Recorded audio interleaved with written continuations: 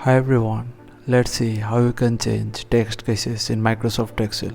For upper, type equals to upper, then give the bracket, select the name cell, close the bracket and hit enter. Now drag till the down for the changes.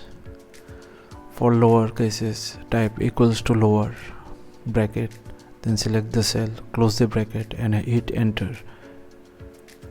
And for proper, equals to proper, then select the cell, hit enter and drag it for all the cells and it is done. Now to do the same without a formula, simply type the name in upper, lower and proper cases.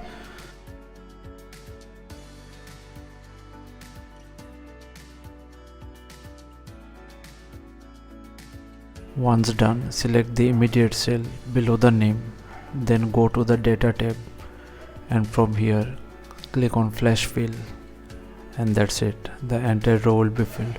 For the other ones, simply select the cell and press Ctrl+C and the changes will be made. So thanks for watching.